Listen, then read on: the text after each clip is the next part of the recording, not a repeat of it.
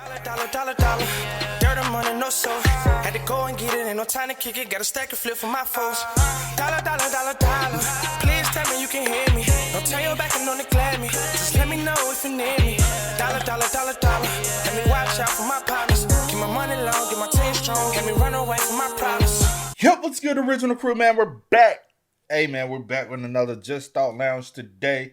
Young couple found executed in own car. The murders of Savannah Soto and Matthew Guerra. I can't trill my R's, y'all. I want to say his name is pronounced a different way. I'm better at names than C is. Yeah, very much so. Let's go. Well, all names. I try to, you know what I'm saying? Because when you see stuff like that, do you like go into like my brain goes all blank. The cultures and try to like sometimes like how you, sometimes with the accent and stuff. But hey, make sure y'all check out the links in the description box down below. You already know where to go if you want to first support. All you gotta do is check out down below. Also, if you enjoyed today's video, like it with a thumbs up. I be trying to put some real respect on it, man, because I would want somebody to put respect on mine. But let's get it. Over the Christmas holiday in 2023, two families in Bexar County, Texas, were experiencing a living nightmare. 18-year-old Savannah Soto, 9 months pregnant with a little boy, and her boyfriend, Matthew Guerra, were missing. Guerra. Okay. It's a boy. And how old was Matthew? I think he said 19, if I ain't mistaken, but hold on. A living nightmare. 18-year-old Savannah Soto, 9 months pregnant with a little boy, and her boyfriend, Matthew Guerra, were missing. Oh, he didn't say. It's a boy. No one wanted to believe that the worst had happened until they had no choice but to face the horrific truth. Over the following weeks and months, social media would explode with theories on the case. I don't know if you guys are following the case of the missing pregnant teenager out of San Antonio, Texas, Savannah Soto, but there has been some crazy updates in the case. They made an arrest on somebody that was connected to something totally different. I personally can't understand a single word they're saying, but a lot of people state that you can hear them talking about Matthew being deceased. Suspects would continue to pile up, and yet another family would be drawn into the chaos. As a mother, how can you be involved in this? Do you have anything to say to these families?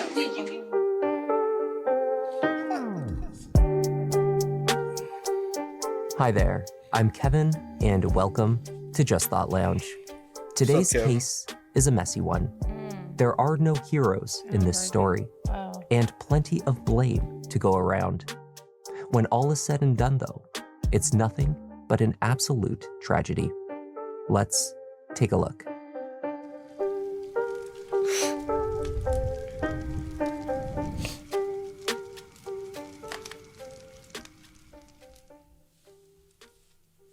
On December 23rd, 2023, the family of 18-year-old Savannah Soto gathered at the Stone Oak Methodist Hospital in north central San Antonio. Savannah was pregnant and nearly 1 full week overdue. She had an appointment at 6:30 a.m. to induce labor. It's the day everyone had been waiting for. It would be the first child for Savannah and her boyfriend, 22-year-old Matthew Guerra, as well as the first grandchild for an excited extended family. They were expecting a boy. They called him Fabian. As the minutes and hours passed, nervous excitement gave way to confusion and worry. Savannah did not arrive for her appointment. Neither she nor Matthew could be reached. Missing persons reports were filed, and family members launched an awareness campaign across social media, spoke with local news stations, and distributed printed flyers on the streets. We just pray to God every day, every night, every day, every minute, every second of the day. We pray to God to bring her home safely, because we need her home to complete my family again. She was so thrilled and excited about being a mom. She had everything ready for her little boy. This is her picture here. She's a beautiful girl. She's a beautiful heart. She'll help anybody. And I want somebody to help us to bring her back home. This This is 18-year-old Savannah Nicole Soto. Her mom tells KENS 5 she left home for the hospital where she was supposed to be induced, but Savannah never showed up. Police fear that she may be in imminent danger. The teen may be traveling in a 2013 gray Kia Optima with temporary tags. If you know where Savannah may be, call the Leon Valley Police at that number on the screen. Mommy, please come home. No one's going to judge you. No one's going to say nothing to you. I just want you to be home. Something's not adding up here. I want answers, and we all want answers. On the evening of December 23rd, police visited the apartment that Savannah and Matthew shared in the 6000 block of Grissom Road in Leon Valley to perform a welfare check. They found no one at home.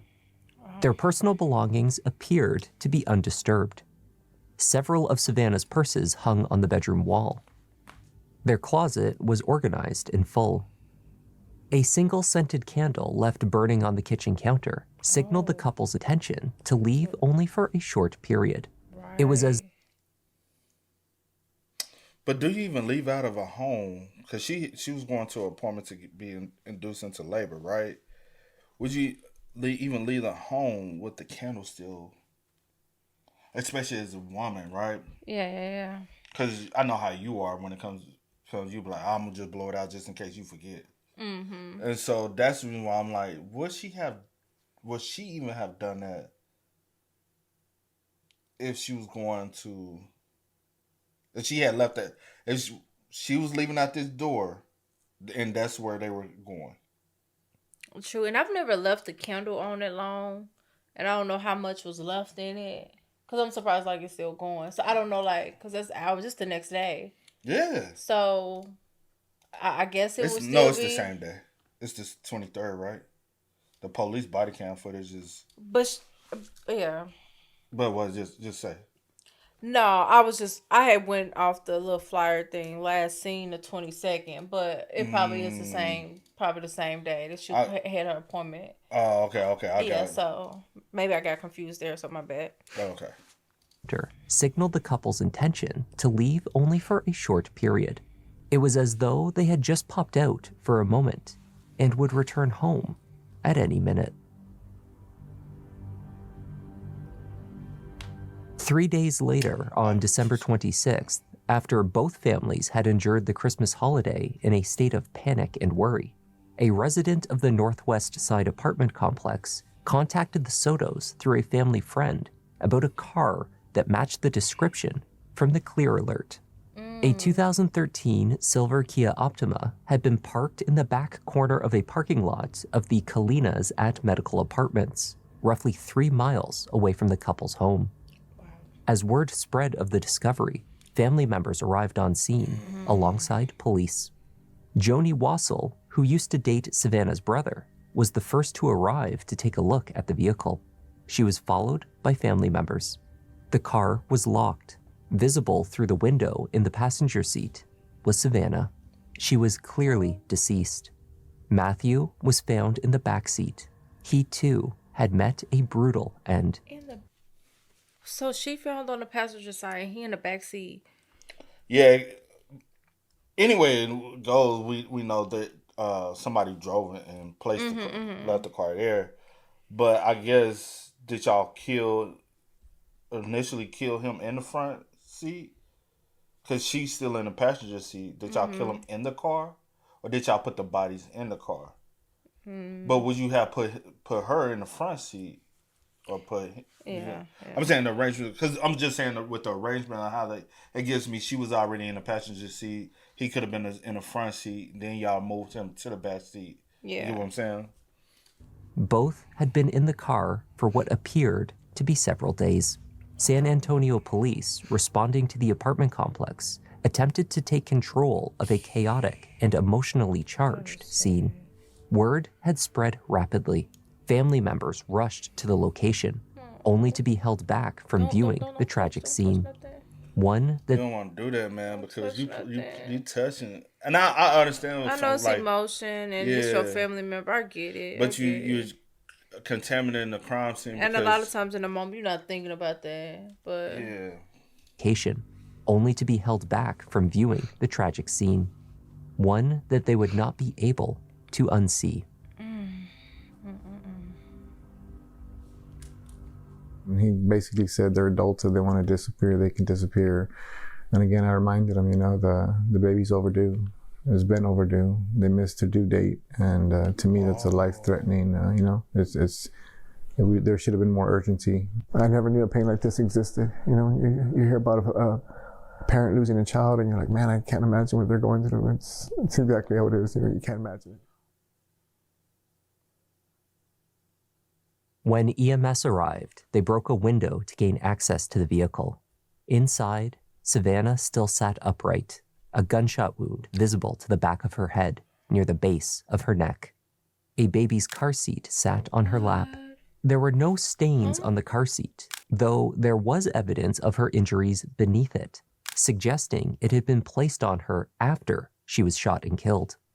Matthew was lying in the back seat, his pants pulled down below his waist, perhaps a result of being dragged into position. He had suffered a single gunshot wound to the head as well, entering through the left side. He said to the back of the head? Left side. Just to the left side of the head. He just said head and then to the left side.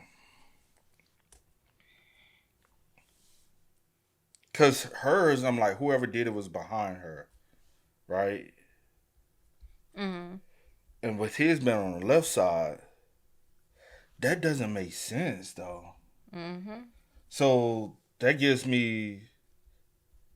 Because his would make more sense if hers is right back to the back of the head, and then his is to the right side of the head. I'm like, all right, somebody was behind, sitting in the car behind them. So now this gives me, they were possibly staged in the car. Mm-hmm. Especially with the car seat being placed in her lap. Which is very strange. And I guess because he's a taller dude, so... But would you gave a fuck that the car seat was... I'm saying because it would have been in the back, so you had to put him, so you just sit it in her lap instead of just throwing it out. Or you could have just do it, because he looks very, very tall. Yeah. So I'm like, he's driving a Kia Altima. I know it's a full-size car. The back seat ain't that... It's a nice-size vehicle. Yeah. But for him, he looks like he's very, very tall and lanky.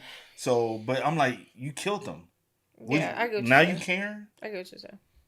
There was a projectile lodged in the roof of the car behind the visor above the driver's seat. Blood on the driver's side door frame also suggested that Matthew had been seated in that position when he was shot. Okay. An unused bullet as well as a casing were located in the back seat, pointing to the position of the shooter. There was no weapon left in the vehicle. Outside of the car, detectives noticed blood inside the rim of a back tire, again on the driver's side. It was a match to Matthew Guerra. They speculated that after sustaining the gunshot to the side of his head, Matthew must have been pulled from the driver's seat and then rested against the wheel of the car briefly before being lifted into the back where he was found. There was so that they can take the car seat out. Yeah. And then put him in the back seat. But also this gives me that it's a possibility it just wasn't one person. Possibly, yep. Or could it have been? It could be, or it could be multiple people involved. Or briefly before being lifted into the back where he was found. There was a cell phone found by Savannah's feet, but few other valuables or personal belongings were located. Savannah's purse was missing. Matthew's wallet and keys were not found, though one gold chain was spotted in the back seat. Matthew's distinctive and notably expensive jewel-studded rings were also missing. What we're looking at right now is a very, very perplexing crime scene. The medical examiner determined that the single shot that killed Matthew had not only been made at close range, but in direct contact. A distinctive dark ring against his skin marked the place where the gun must have been held, with force, while the shooter pulled the trigger. In Savannah's case, she may not have even known that the shot was coming. There were no signs of a struggle. Tragically, it was determined that had medical assistance been sought immediately, she or her unborn son, Fabian, may possibly have been saved. The little baby didn't. Because her trajectory was right here. Mm-hmm. That's still the spine, though. So yeah, she could have possibly, if she was able to survive, she could have possibly been paralyzed. I mean, it But depends. I It really feel depends like on. the baby could have been saved though, because the baby had already went full term. Yeah. Yeah. I mean, cause I'm about to say, like, was it right here? Or was it like right there? Or was it like directly like right here? Yeah. So But with yeah, him being still. hit on the left side, that part confuses the hell out of me. With him being on his gunshot on the left side, hers being on the right side. I mean, In the back. directly in the back. Because I'm like, back up. Could have been like a drug deal gone wrong, but then that you want to get her perfectly in the back of the head with one shot. You get what I'm saying?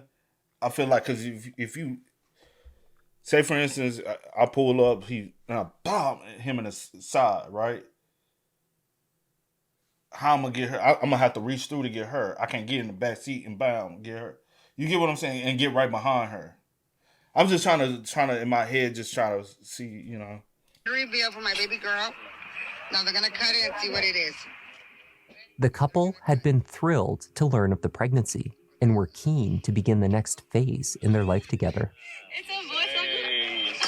It's a boy. It's a boy. The Soto family was, unfortunately, no stranger to tragedy. In May 2023, less than a year before Savannah was found, her 15-year-old brother Ethan was also shot dead. Revenge for a drug robbery. He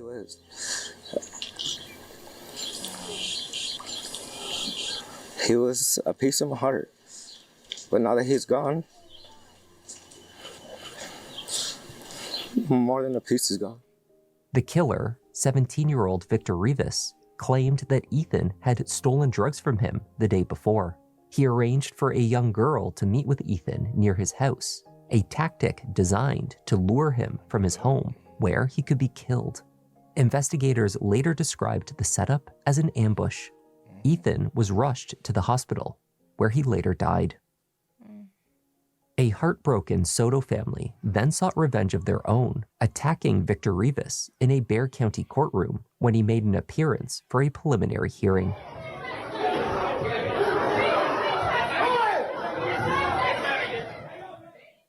Amongst those throwing punches in the courtroom was Matthew Guerra. It was not the first time that Matthew lashed out. In fact, he had a growing criminal record full of offenses, from reckless driving to assault. Indeed, at least one charge pertained to his treatment of Savannah.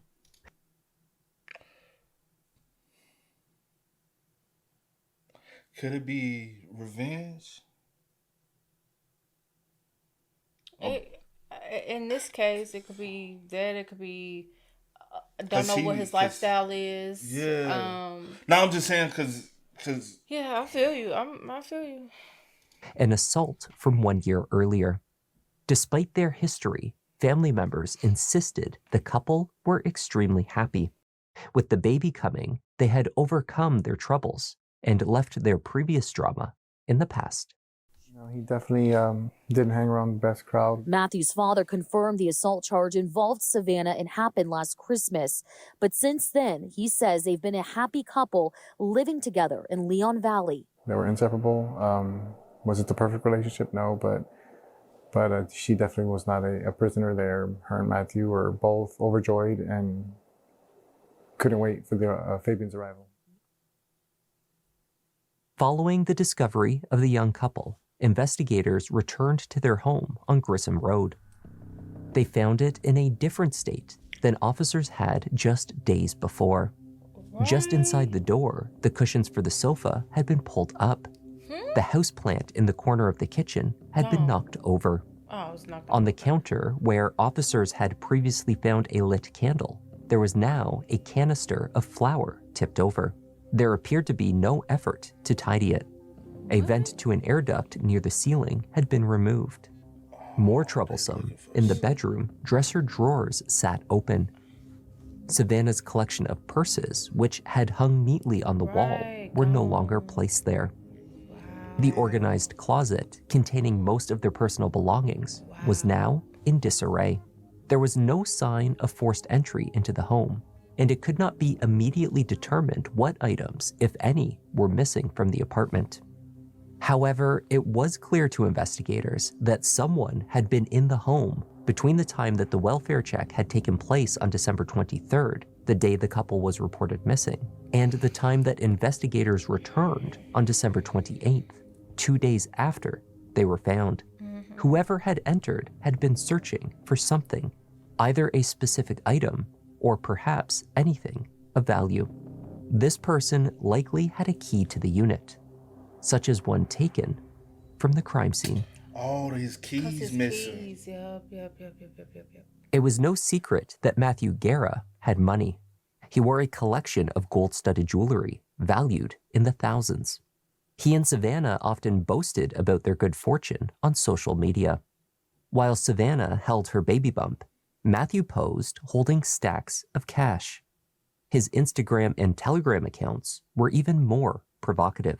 Matthew promoted his line of work, selling illegal drugs, by posting montages of his products interspersed with images of his jewelry, alongside his guns. Investigators deduced that the couple had been robbed, stripped of their personal belongings in the car after the murder. Then, their home later entered and searched through after the fact. It seemed increasingly likely that Matthew's online boasting had made him and his young family a target for robbery and murder.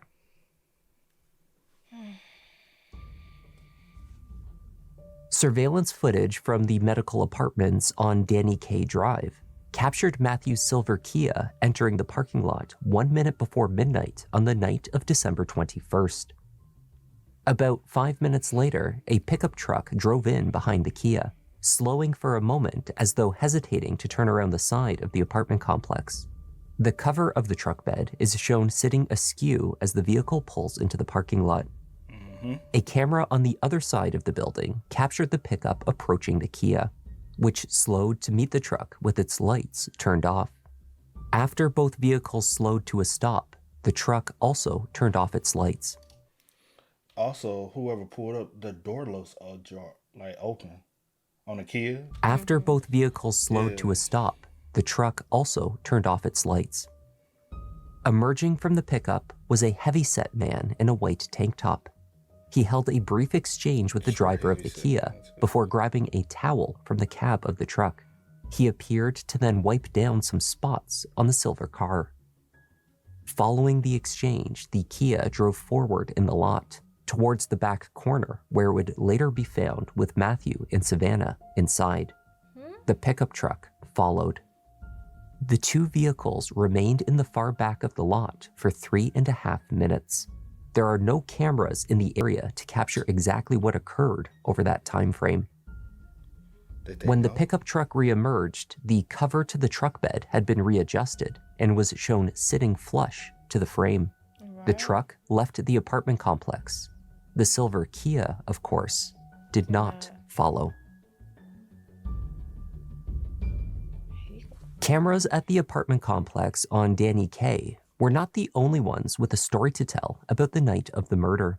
Matthew and Savannah's apartment complex, just a few miles away, was likewise monitored by a series of security cameras. At 10:30 p.m. on the night the couple were killed, Matthew was captured making a trip out to the parking lot. He met with individuals who pulled up in a Toyota Corolla, then a Mercedes. He was then captured walking back and into his building. He wore the same tracksuit that he would later be found in. Also visible were his gold rings and chain. Even more insightful was what these cameras captured in the following days. The now familiar pickup truck. It pulled into the complex and parked, too far away to identify the driver in the dark. Yet the implication was clear. The killer had arrived to enter Matthew and Savannah's home, even while friends and family searched for them in desperation. The motion-censored cameras did not record the moment the driver exited the truck, but they did capture the return. Investigators speculated that the driver used Matthew's stolen key to enter the apartment. The likely killer was inside, rifling through the couple's belongings for roughly 40 minutes before returning to their vehicle and leaving the scene.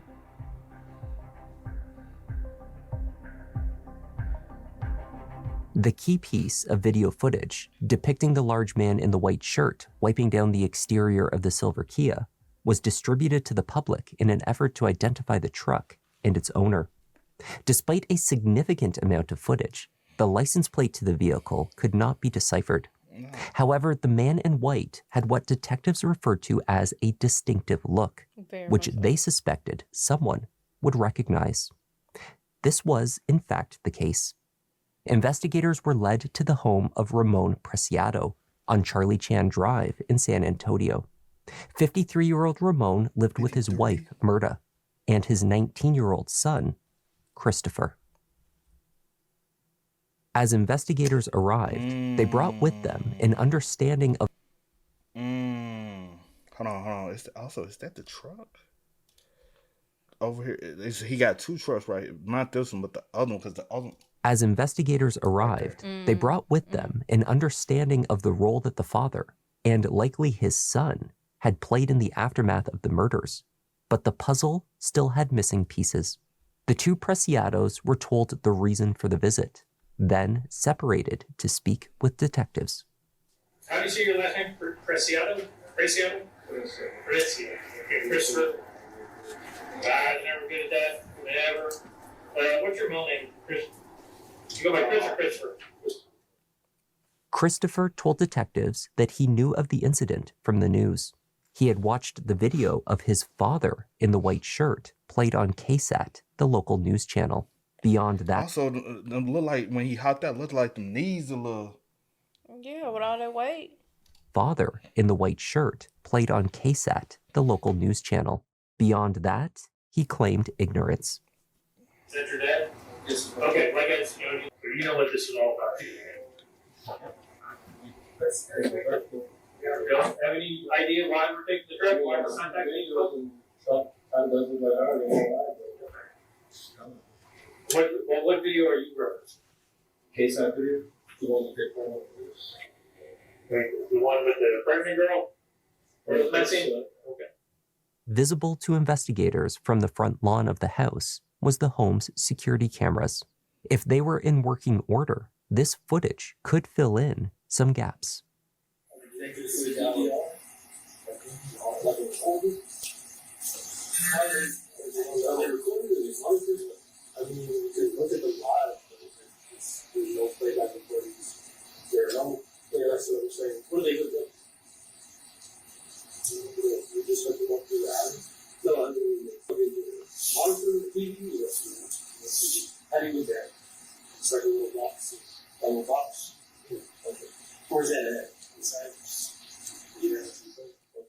What Christopher told the detective was untrue. The home security cameras provided more than just live feeds. They recorded footage. Yeah, he said it was a black box. If you got a black box, it's more old-fashioned, but it's most definitely recorded. When he sat down with investigators, Christopher was confronted with what they had seen. You think he involved? Yeah. And if he's involved and he was in that car, driving that car, his hair is in that car. Because there's no way you got too much hair, you know? The cameras had recorded Matthew and Savannah arriving at the house on Charlie Chan and picking up Christopher on the night they were last seen alive. Wow. And what happened when he arrived here? When he arrived at my house, he was kind of agitated already with me. Like, he was like, man, I told you to be out here already. Why aren't you already out here waiting for me? The cameras showed that Christopher had in fact been waiting for them outside, pacing. Then the silver Kia left, only to return a few minutes later. During this time, Christopher described Matthew as agitated. His irritated disposition made Christopher uncomfortable. He told the detective that he had seen Matthew's Instagram, so he knew that he carried guns. He was only trying to buy a small amount of marijuana. I got in the backseat of his car. And he was already agitated. He was like, come on, man, just get the fuck in. Just get the fuck in, bro. Come on, hurry up. Let's do this. Get out of here. So I was like, what? It was weird to me because that was the first time he's ever, told me to get in his car. Oh, okay. So that it was abnormal because he was just like this, passing to me through the window, and then he just walks away. Okay. So it was weird to me that he wanted me to get in the back already. Okay. So I don't know how to go about that. I want to be like, no, because I don't know what it was going to escalate to. Yeah. In Christopher's version of events, he gave Matthew $100 in exchange for $60 worth of marijuana. As the transaction was underway, Christopher reached for his cell phone, which was in his pants pocket, a motion that piqued Matthew's apparent paranoia. Christopher claimed the young, rich drug dealer must have been under the influence of something. That would explain his alleged agitation and aggressive reaction to Christopher reaching for his phone. He has like something right here. He has his gun. Yeah. And what he did was he was like already agitating with her, and he was just sitting there. And then all of a sudden he's like, "Man, bro, you know what?" He was like, "No, bro, just get the out, bro. Just get the out." I was like, "What are you talking about?" You know? I was kind of confused. He was like, "Bro, just get the out." And I'm like, "Why? Why do you want me to get out?" And I was like, "Whatever. I'm just like, I'm gonna take the loss. I don't want to." Yeah. So you already gave him money? Yeah, I already given him money. So I was about to get out, but I guess I went like this, like to grab my phone because I wanted to flash because it's dark in the middle of the night. Mm-hmm. And I'd never been in that car before, so I didn't want to step on anything. So I was just opening the door. When I was about to open the door, I like go like this with my phone. I try to turn the flash on, and then as soon as he does that, he reacts. He goes like this, and he pulls his little gun on me. Okay. I didn't know what to do at that point. What happened next was apparently challenging for Christopher to articulate. Sorry, it's just okay.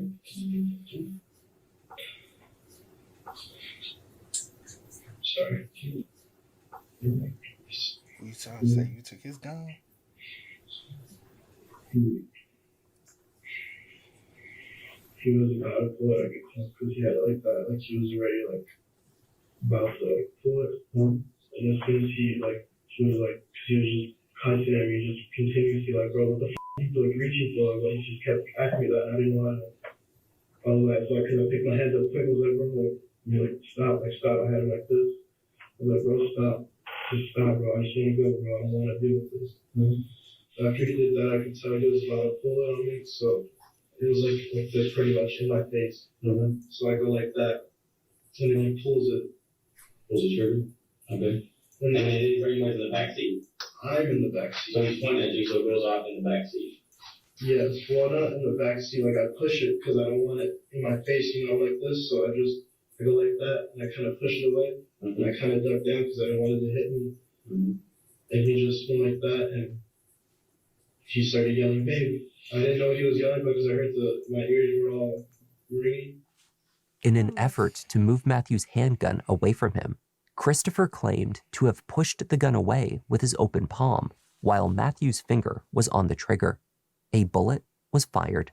Savannah, 9 months pregnant with Fabian, was struck. In the subsequent chaos, a second struggle ensued.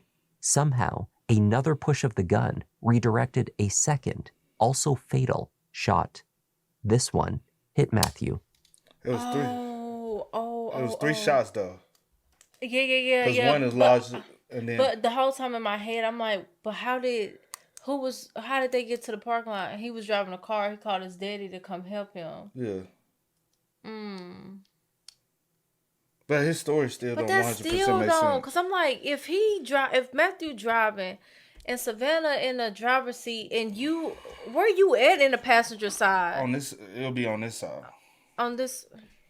It'll be on the But how does struggling and I'm bow on this side, on the left side? It would more make sense to bow on the right side. Yeah, that's. But free things do happen because he could have turned and bowed. I guess because he's saying they struggle, maybe like. But also, if that's the story we want to run with, I would assume Matthew would have panicked of seeing Savannah 9 months pregnant with his child. Wouldn't have struggled even more. He would have been trying to get her to the hospital. Exactly. And that's what I'm thinking. That would be my what thought it appears process. to be is again, like I said previously earlier, a drug deal gone wrong, You killed him trying to rob him. Because it doesn't explain y'all taking his wallet, taking the keys, going back to the house. That like you're not doing all that if No. it's just what you say it is. That don't make sense. Because you would have panicked. You would have. Yes. Even if you did everything, it would have been a panic. Try to hide the scene. You would have went back home, and y'all would have just went back home. Lay low. Yeah, it wouldn't go back to his house and go through everything in his house from his closet. And y'all took Savannah. his jury off of him. Yeah, y'all. What you said. You wouldn't did none of that. Yeah. So yeah, drug deal gone wrong. You killed him trying to rob him. And then you push it. I push it, yeah. And then so all of a sudden he already had his finger on the trigger though when it was facing me. When it was facing you? Yes, he already had it on his finger. And so you pushed it on the trigger. I pushed it and he, like, I guess he thought I was going to grab something, but I don't have anything to grab. Mm-hmm. And then, so you're saying he shot her? Okay, so she's not responding. And where's she bleeding from? It looked like she just started bleeding like right here. On the left side of her neck? Well, yeah. So obviously she's here, right? She has a light on her side. On her side, so it looks like she's bleeding on the left side of her neck. It looks like she's bleeding on the left side of her neck, and she's like he's just yelling, babe, babe.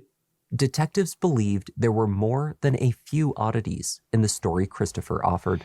The first were what appeared to be blatant contradictions with the physical evidence. Had a sudden push from Christopher's hand caused the first shot to hit Savannah, she would have been injured on the side, not the back of her head. What Christopher claimed to have viewed of her wound was also inconsistent with where the staining was later found on her and inside the vehicle. Perhaps most difficult to reconcile was his recollection of how Matthew had been shot. The angle that he must have held the handgun was extremely difficult, if not impossible, to replicate. As soon as I was about to reach for the door, she like faces towards me again, so I go like that. Okay. Like I push it instead of like that way, like I did the first time like that. Mm-hmm. It went like that. Okay, so it came towards him.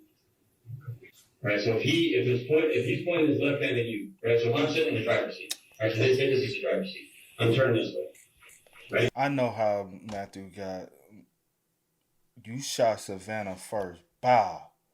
Matthew's now trying to jump in the back and struggle with you for the gun. And was struggling because he's on the right side. In the back seat, he's on this side. He's sitting right behind Savannah. Bow. Now Matthew tries to jump. Trying to jump at him. Fighting struggle. That's how he can get shot on the left side. Left side. Does that make a little sense? Of a possibility? It's a possibility, yeah. But it's still because he's lying, bro. Yeah. He's lying so much. I'm looking at the girl. He's trying to make right? sense of it. You're in the back seat behind me. Right, so I'm in the driver's seat. There's a female here, right, in your back behind here. So he's pointing the weapon at you like this, right? So his hand. So he's trying to say he was behind Matthew?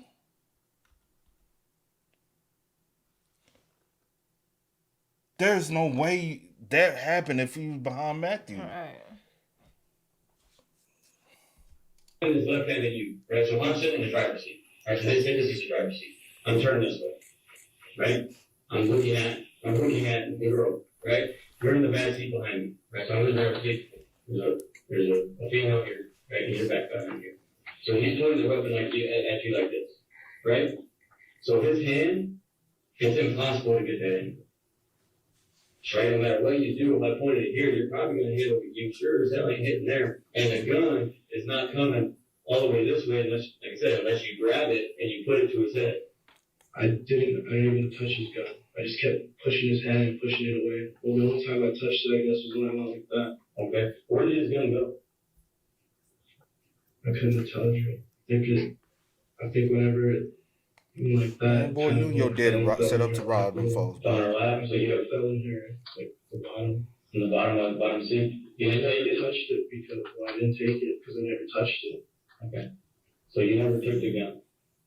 Was the car locked? What do you mean? When you left, did you leave the car locked? No. I left it unlocked because I didn't know how else to deal with it. I just You started it, left it. I told my dad, meet me on this side. And He picked me up. Well, you and your dad meet first, and your dad comes up to the car. Yeah, he comes up to the car and tries to talk to me, and I'm like, just go over there real quick. He's like, did you steal this? Did you steal this? And I'm like, no, just go over there. Just go. That's some fucking lie, because your daddy wiped something down, so he actually opened the door. I guess he don't know that they have the Your dad literally got out the vehicle. What he do know? Because he said he seen on the news. They're not gonna show everything. Oh, they just show. They're gonna probably him show getting out the car to try. They probably didn't even show that. They probably just showed the truck in the parking lot. Maybe so. Maybe that's all they show. Maybe. Because he's only saw it on the news. You know, the news ain't gonna release everything. Yeah, I know. But cause so he don't know everything they know. Your dad got out the car with the wipe to wipe the door down. True. So your dad already knew they were deceased. So even if you try to remove your dad from the situation, you can't. Right. And then that's when I go into the space and then. Christopher minimized the role played by his father, Ramon, insisting that he never looked into the car when he came to collect him on the night of the murders. That's a lie. His father had no idea what had occurred when he picked his son up at the medical apartments that night, Christopher said. The cameras told a different story. The exchange between the two men in the parking lot clearly showed the older man leaning into the vehicle, where Savannah Soto still sat in the passenger seat, the father of her child sprawled out in the back. So sad, bro. On January 3rd, 2024, Christopher Preciado, alongside his father, were arrested and charged.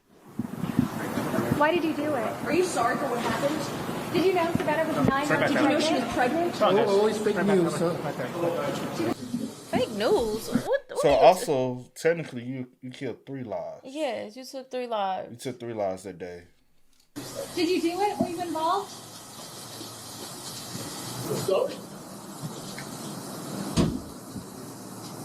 Fake news. Yeah, right. So the 2 individuals we just walked out today, again, is a father and son. The first individual is a father. The second individual is a son. They're going to be charged. The son's going to be charged this evening with capital murder, and the father's going to be charged with abuse of a corpse. So we do expect more charges to be pending. Speculation surrounding the murders was running rampant online. The release of the parking lot video piqued the interest of internet detectives who dedicated hours to viewing, analyzing, and speculating about the case. Where do you think the murder actually happened at? Do you think it happened at their home, another location? Christopher tried to say he came outside the house for the weed. Yeah, I saw it, and it happened in front of the house. That's what you're trying to say? That's what I'm trying to... I feel like if that's the case, then... Nobody heard anything? You would have... I feel like you would have ran back in your house and unless your father wasn't at home at the time. Because you ended up calling him anyway. And also, would you commit a robbery in front of your house like that? Because y'all live in a residential. The gunshots going off like that. Other people would have heard multiple gunshots in the area. True. And I do know, I've been with people. I never did anything, but I've been with people that picked up people and they ride around. Yeah. While they serve and then they drop you off. Yeah. I've seen that happen. I have seen people serve stationary. Be like, hey, I'm going to pull up. You get in the back seat. You know what I'm saying? You do what you do. And then you hop out. Then you go back in the house. So who knows? So I don't know if you guys are following the case of the missing pregnant teenager out of San Antonio, Texas, Savannah Soto. But there has been some crazy updates in the case. All right, let me know if this is better. Here we go. You guys can see it? Now, I don't know who these 3 guys are, but a lot of people are thinking that one of them is the boyfriend of that one chick who was talking all that crap about Savannah on her Instagram and then her TikTok. There was a lot of misinformation out there. These 2 individuals... Exactly.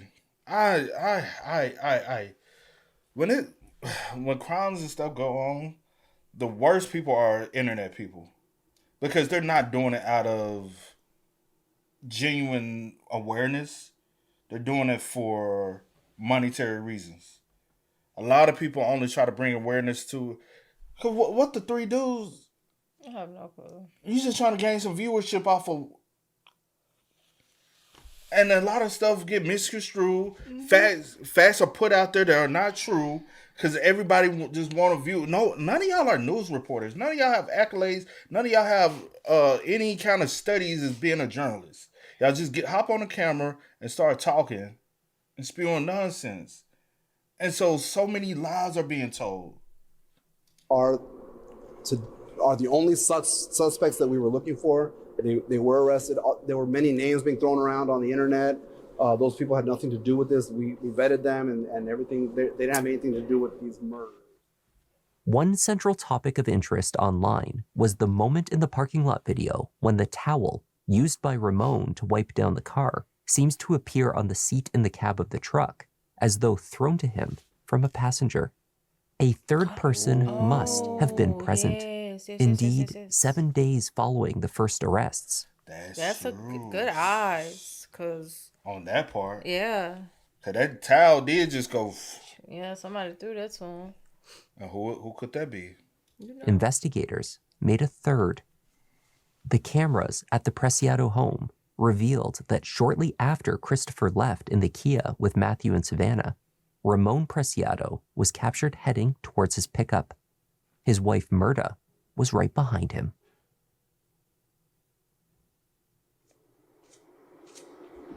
Locked the whole family up and throw away. As a mother, how did you be involved in this? As a mother. As a mother. Did you get everything for your gun in the family? Do you have anything to say to these families? Did you get Christopher your gun to use in this murder? Why did you do it? Oh, she has a gun. There was a lot of information on social media that there was a third individual involved. Our homicide detectives were aware of that. However, we were looking for enough probable cause to make that arrest and to present the best case forward to the DA's office. Today, that happened. They were able to develop enough evidence to charge 47-year-old Mirta Romanos. She is believed to be, I'm not sure exactly what the relationship is, but maybe a stepmother to Christopher, 19-year-old Christopher. She is being charged with 3 felonies. At this time, we're confident that there's no more suspects. At this time, we're confident that these were the 3 individuals that were involved in this case. Though Christopher continued to argue self-defense, his claims were growing more dubious as evidence accumulated. The murder weapon, a .380 caliber handgun, which he claimed was Matthew's, was found in his house inside of a locked closet in his parents' room.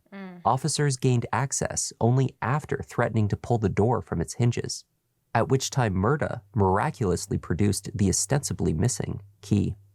How cooperative was she? I know there was a search warrant that was issued a few days ago. There was a search warrant, so they had the authority to go into that home. Today, I don't believe she said much. They matched her weapon to the ballistics? Right, that tampering with evidence, from what we understand, she stated that was her gun. So we do know that was her give a tamper. The gun was found loaded with 2 bullets and was stored with a full magazine containing another 5. Exactly 3 bullets were missing, accounting for the 2 fatal shots and the one located near the casing in the silver Kia. The gun was registered to an ex-girlfriend of Ramon Preciado. She told investigators that after they parted ways, her gun had gone missing. Christopher was held in custody in a Bexar County jail on a $1 million bond. His legal team filed multiple motions to have this amount significantly reduced. All attempts were denied. Good. As the state prepared for trial, they further bolstered the case against Christopher. His motive was as anticipated. The state believed that he wanted Matthew's money and was willing to kill him, Savannah, and Fabian to get it. The day after, a neighbor on Charlie Chan Drive found $160 in cash outside on the driveway of the Preciado house while walking their dog. The crumpled bills were stained in blood. Christopher's messaging history and social media posts were also damning. In the days prior to the murders, his correspondence with an associate named Anthony showed him desperate to arrange the purchase of car parts with funds that he clearly did not have. At one point, he offered 2 rings as collateral. One he described as engraved with a 10K, and the other with a large ruby. 2 rings matching these descriptions were sold to a local pawn shop by his associate for $300 in the days after the murders. When they were retrieved, investigators confirmed they were Matthew Guerra's. As Christopher's trial date approached, both parents were released from custody. First, Ramon, who after 13 and a half months was able to gain release on a reduced $450,000 bond. 2 murdered people and an unborn child. Anything you want to say about yourself? This is your chance to say your side. Last chance. To the shock and confusion of the Guerra and Soto families, Myrta Romanos was also eventually released as well. The charges against her were dismissed. After nearly 2 years, the prosecutor... Y'all suck. That's effed up. I'm gonna tell you, when she literally when they both left their house together, got in the car, pulled up on a crime with their son. The door is wide open. She can visibly look. Boom. You know what's going on. See a deceased woman in the car, even if she, you and then threw him in the towel. For a reason. You that know automatically what's going gave you accessory, bro. Office sought continuance after continuance, seeking additional time for further investigation. The evidence of her involvement was lacking. Myrta was released in November 2025 after 22 months. How have the last 2 years been? How does it feel to be released from jail? How does it feel the last 2 years? Do you believe Christopher and Ramon are innocent? Do you have anything to say to the victims? Anything to say to their families? What the fuck she running for? Christopher Preciado stood trial for 3 counts of capital murder in March 2026. The state decided not to pursue the death penalty if convicted. There are no eyewitnesses. How the fuck y'all don't go for Y'all death getting penalty? real lax, ain't you? Y'all, this is Texas. I know. I've seen y'all go death penalty for less. Okay. What? Bro, he killed a woman, another man, and an unborn child. That was ready to be born. Facts. So technically, come on, bro. Anybody and you was trying to rob them. Yeah. And you robbed. Texas, Texas be a little weird, but like in Tennessee, you commission of another crime that turns, that's death penalty. But Texas, it's that capital murder shit. I don't fucking know, bro. It's offense. Nobody's going to testify that said they saw Christopher Preciado pull a trigger with any sort of intent. Yeah, because everybody or deliberation. There's no video evidence of this crime that took place. You're not going to receive any blood spatter evidence that implicates him in this capital murder. There's no DNA evidence that's going to implicate him of capital murder. Lead evidence will show belongings. I'm sorry. I hate that. I think I need more people to really get better camera systems.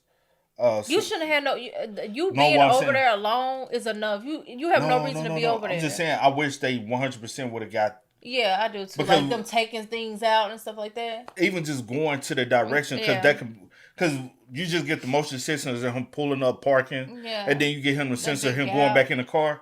Only for his defense was, you don't know what house I was going. I could have been visiting a friend.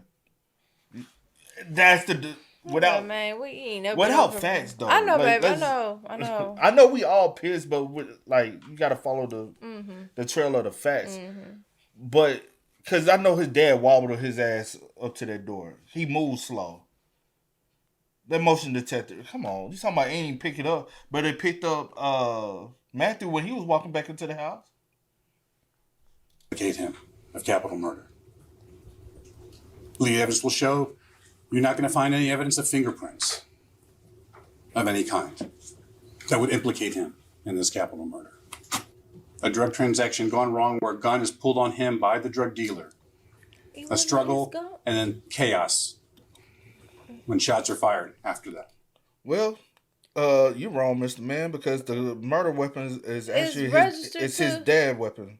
Well, it's not registered to his It's dad. registered to the ex-girlfriend, which is in the dad's possession. And the murder weapon was also found inside the home. So it has nothing to do with Matthew. Matthew wasn't even found with a gun on him, so that whole scenario is a lie. The defense team at trial stuck to the story Christopher had presented to detectives upon his arrest. He had not brought a gun with him to the drug deal. The shots had been fired in the midst of a struggle. The deaths were a tragedy, though the result of self-defense. While the state described the murders as an execution based on the nature of the injuries, the medical examiner could not testify with 100% certainty what order the shots were fired, nor whether they were intentional or accidental. Indeed, there was gunpowder residue found on both Matthew and Savannah. Results were inconclusive regarding whether either had held or fired a gun, however. Much of the evidence focusing on the cleanup after the crime could be attributed to panic and fear. These actions were taken at the direction of Ramon, not Christopher, argued the defense. Finally, the defense argued that Matthew Guerra's illegal activities, his criminal history, and the risk associated with his lifestyle should make jurors question whether his actions in the car that night led to his death, and that of his young family. His attorneys painted Matthew as an aggressor and their client as a docile loser. Christopher is this 19-year-old stoner gamer who's sitting there. When they picked up his possessions from his room, he has a sweatshirt that says Virginity Rocks. It's in the pictures. Can't find it right now, but they showed it to you all. This is the kind of guy that they're saying is a stone cold executioner, to use Miss Albin's word when she started this case, that these people were executed. They're saying that guy is an executioner. She showed you pictures at the very beginning of Matthew holding a gun. When you look through those Instagrams, which there's a lot of stuff to look through, there's a picture of Matthew holding a gun. Matthew holding a long arm, Matthew holding an extended clip. When I was a young prosecutor, I put that kind of guy in jail. And now here, we're calling him a great guy, a family man. He was going to have a baby the next day. I know a lot of family men.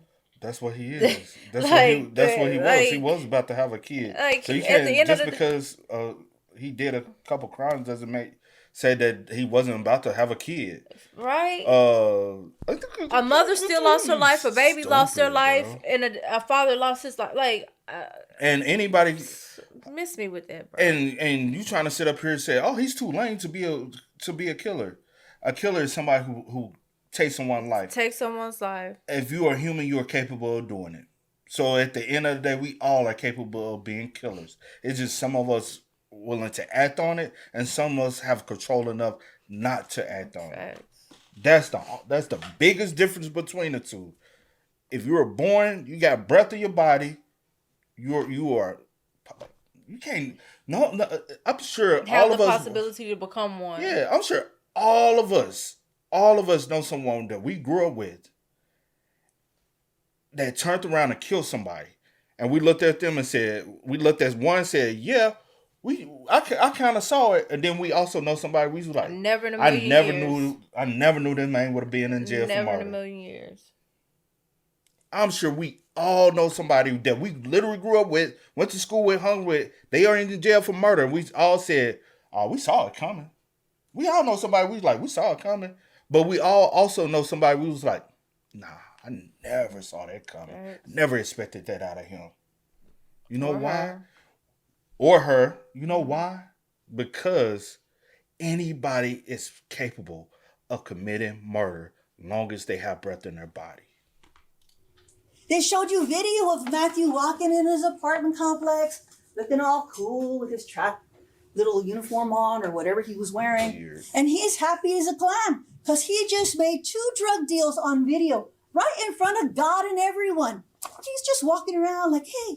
Shorty, kick y'all at this. Because your ass up there lying. If we want to put, come on, bro. More money. I've got to pay taxes on this money. IRS don't even know that I'm making cash. Subject to facts on evidence, Your Honor. Thank you. You can infer from looking at that video. No, you cannot. That's not how that works. We can infer a lot of things by looking at this video. If we want to infer some shit, we can infer you up. And y'all can fill in whatever y'all want to fill in. What he's doing. The Mercedes-Benz, that I'm sure did not live at that apartment complex, and a Toyota, and he's walking out there and then he's walking back in to go pick up his pregnant girlfriend and take her to another drug deal. So hold on. When I go at the house and I look the way I look, I constantly got packages, and then if somebody do something to me, they'll be like, he never went to work. He was always at the house.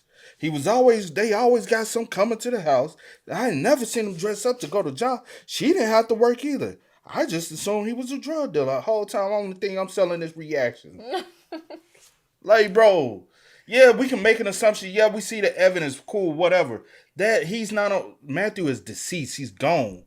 He's not on trial to be a drug dealer, bro. And I understand she's doing her job. I 100% understand. She has to, she's defense attorney? One of them. But you said you used to be a prosecutor. Shut the. That's what he's doing. You must suck that. But they want to portray him as this really great family man, this guy who's going to have a baby the next day. Parenting gone wrong? She's mom. Savannah's a mom. Like, she's going to have a baby the next day? They're supposed to be going in a matter of hours, and she makes a decision to go to a drug deal? Does she not watch TV? And we did not shy away from the fact that Matthew dealt drugs to make money. Smack the shit out there. We were not hiding from that. We didn't stand up here and try to paint them as these angelic people who never made mistakes. I think I actually said, you're going to hear they made mistakes. Those were my words. And those you have heard. But that doesn't mean that they deserve what happened to them. That does not justify the execution that this man perpetrated on them. It doesn't. You can see Christopher is not this virginity rocks innocent guy that they want you to think he is. He is a wolf in sheep's clothing. Violence, extreme. Dr. Molina testified Savannah's wound wasn't necessarily fatal. If somebody would have done something about it, that baby might have been able to be saved. This was extreme. This was violence. This was senseless. It was unnecessary, and it was unjustified. It was selfish. It was monetarily based. There was no good reason for it. Not at all. The jury deliberated for just under 2 hours before returning with a unanimous verdict. Christopher Preciado was found guilty on all 3 counts of capital murder for the deaths of Savannah Soto, Matthew Guerra, and their unborn child, Fabian. And typically in Texas, this is death. Typically. Yeah. Also in the commission of a robbery. Typically a death penalty case. These convictions resulted in an automatic sentence of life in prison without the possibility of parole. He took my granddaughter, my great-grandson. You will never see him again. But I'm glad that they found him guilty. And her mother right here. And her father. They cannot talk, but I will. I will talk for my cousin and her boyfriend. You took their unborn son. He didn't even have a chance to live. Let the father get. Ramon Preciado is scheduled to stand trial on May 11th, 2026 on charges of tampering with evidence and abuse of a corpse. Should be an accessory to murder ×3. The Soto family have also received justice for the murder of Savannah's younger brother, Ethan. His killer, Victor Rivas, eventually pleaded guilty to the murder and was given a 40-year sentence. What's your message to the Bear County District Attorney's Office about keeping momentum on this case? I think that they know what's best to do. I think they were just as involved as Christopher was, and which I think justice should be served when it comes to them too as well, the mom and the dad. Facts. And that was the tragic case of Savannah Soto, Matthew Guerra, and their unborn son, Fabian. Thank you. This one, I apologize for pausing so much, but this one's one like that will piss you off, bro, from head to toe, because pointless crime from top to bottom. Pointless crime. So pointless. What did you gain? What, like, nothing. You didn't even get no money, bro. Nothing. And then you and your dad, even after the fact, went and robbed the house. But I guess they like, hey, we don't have strong enough evidence. Fuck that, whatever. I get it, but it's still fuck that. Still. And again, you got anything else to say? Your floor is yours. No, I just have to do my rest in peace and stuff to them. But I am kind of upset that they just let the stepmom, mom, whatever the freak she is, whoever she is, just walk. I guess she was in there 2 years or whatever the case may be, but still I feel like the same charges y'all put on her dad, she should have those charges. She should have his charges, tampering with evidence. and abuse of a corpse. She most definitely should have those. And then he should have accessory to a murder after the fact ×3, tampering with evidence ×3, and abetting. What you said? Yeah, I said that ×3. My bad. And abuse of course ×3. Yes. He should have had those. He should have. Yes, I agree. Which probably would get him life in prison. Cause, like, you're there on a scene of the mom. Cause we already know the dad was there. Like, you're there. Like, you know what's going on. Y'all just go back to the house, hide the gun in this room, wherever it was, in a closet, locked up, hiding evidence. All this other, I feel like that's effed up. She should be charged as well. But rest in peace to Matthew, Savannah, and Fabian as well. Yeah. That's so effed up. And my condolences to their families. True, man. But y'all spam us up. Y'all let us know y'all thoughts in the comments for us down below, man. But until next time, y'all know how it go, man. I do go by the name DJ No Kid. This is Sierra Nicole. We are Kid and C. We are. Please tell me you can hear me. Don't turn your back and don't neglect me. Just let me know if you need me. Dollar. Tell me why.